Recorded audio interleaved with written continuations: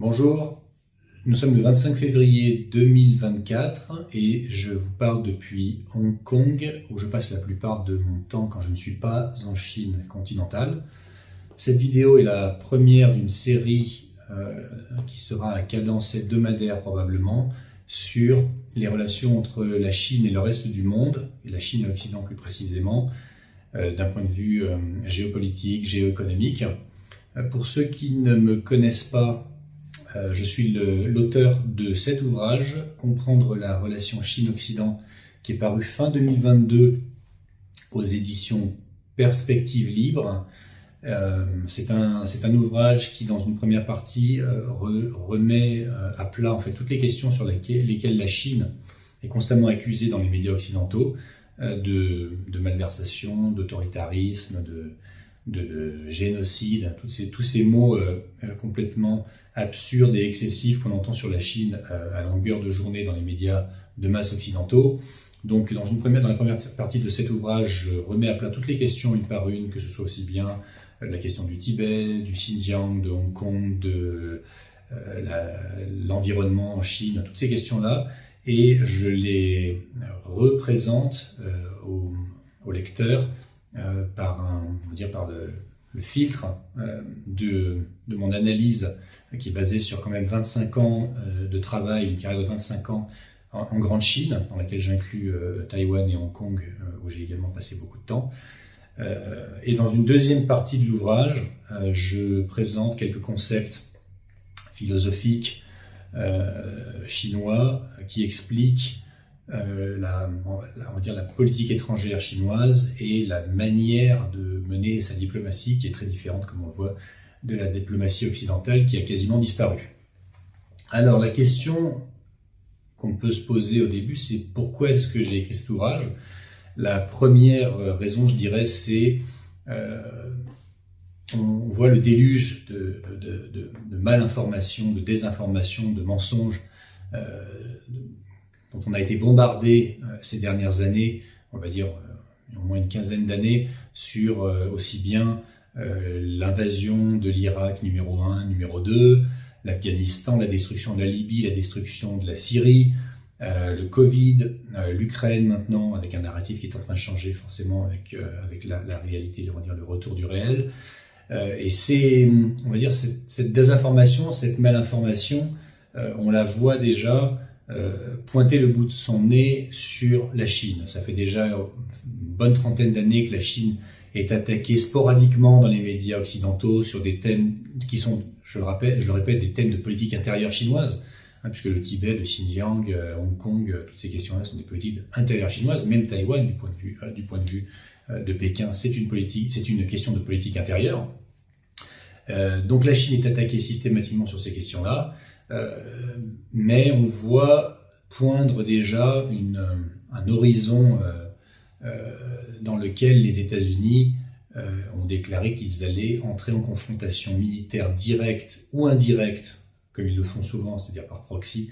avec la Chine, et ils pointent la date de 2027 comme étant la date à laquelle ils pensent que le conflit est inévitable. Et pour que le conflit soit jugé inévitable et vendu comme inévitable on va dire à la population occidentale, il faut que les tambours de la guerre commencent à se faire entendre dès maintenant. Ça, c'est la première raison, c'est en fait la chance en fait qu'on a de pouvoir, avant que le conflit soit déclaré, pouvoir décrypter ensemble l'actualité, mais pas seulement. Vous verrez au cours de ces vidéos qu'on ne s'arrêtera pas qu'à l'actualité. On a la chance, avant que le conflit soit déclaré, de pouvoir donc décrypter et de montrer en fait la manipulation des médias de masse occidentaux sur les populations occidentales. Des manipulations qui sont à base de mensonges éhontés souvent, qui sont juste avancés comme ça sans aucune preuve, des omissions évidemment. L'omission est un canal de mensonges très utilisé par l'hégémon anglo-américain, c'est ce que j'appelle l'hégémon anglo-américain dans mon ouvrage, des approximations ou alors carrément des erreurs qui sont prouvées ensuite comme étant des erreurs de façon tout à fait évidente, mais qui ne sont jamais suivies d'excuses ou de droit de réponse au gouvernement chinois qui a été attaqué de façon souvent tout à fait honteuse par les médias. Donc ça, c'est la première raison. Il s'agit en fait de démonter systématiquement ces mensonges médiatiques et académiques. Et ça, c'est le deuxième point, la raison pour laquelle j'ai écrit cet ouvrage, c'est que les médias, souvent lorsqu'ils n'arrivent plus à mentir de façon, on va dire, suffisamment argumentée, font appel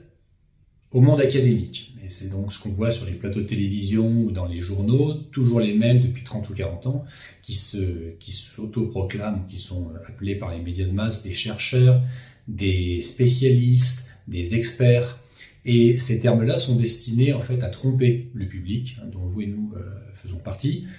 puisque ces gens-là, en fait, tout comme aux États-Unis, où la sphère académique est complètement cooptée par le gouvernement, ces gens-là travaillent sciemment pour le gouvernement, soit dans des laboratoires à idées, ce qu'on appelle en anglais des think tanks, soit dans des universités, des centres de recherche, soit dans leur coin, et on les retrouve sur les plateaux télé. Ces gens-là ont on va dire, des conclusions qui sont systématiquement négatives en ce qui concerne la Chine. Mais ce qu'il faut savoir, c'est que ces conclusions négatives ne sont pas le résultat de leur recherche, mais sont le point de départ de leur recherche. Et que s'ils ne trouvent pas, on va dire, d'éléments à charge contre la Chine, ils n'hésitent absolument pas à les fabriquer toutes pièces, en avançant des énormités, sans jamais apporter de preuves, puisque il faut bien voir que tous ces gens-là ne mettent jamais les pieds en Chine. Donc c'est des gens qui, sous le terme très pompeux de sinologue, comme si la Chine était une science, sous le terme très pompeux de sinologue,